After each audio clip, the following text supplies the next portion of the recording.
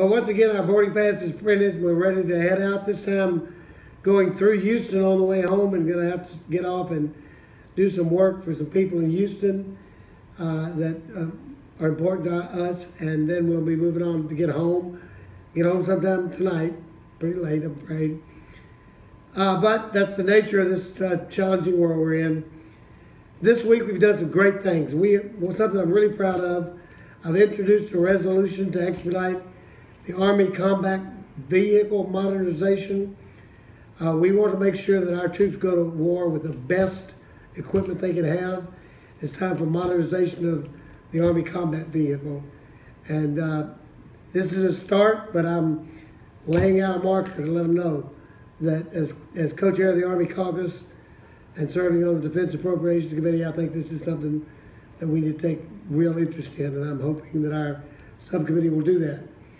I met with the Command Sergeant Majors group today, a good bunch of guys and gals that are going to be Command Sergeant Majors, and we talked about appropriations process. I laughingly told them when I got through talking with them for 15 minutes, now they had more knowledge of appropriations than 90% of the people in Congress. But it is true that a lot of people don't know exactly what we do. But I think at least those soldiers do now.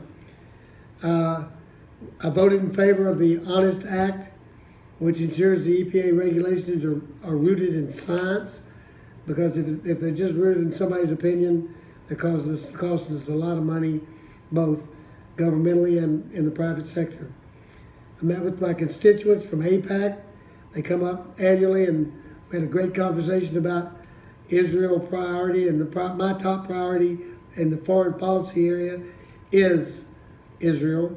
So it was a good conversation, and they're always bringing me a lot of good information. I met with industry leaders. You know, I have a real interest in career and technical education initiatives, giving people alternatives to college that will make them good money and a good life. And their opportunities are out there. And industry, the good news is paying attention to this. And I met with some very, very influential people in New York who got the money to back up their ideas, and we're hoping we can get more and more kids take a hard look at that pathway to a good life. And finally, President Trump announced an executive order to revitalize the United States energy industry.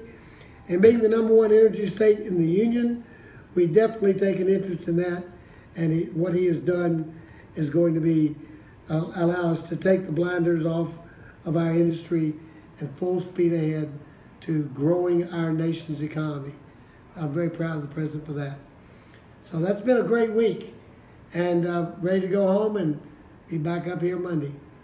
Hope everybody's good back in Texas, and I'll see you in Texas.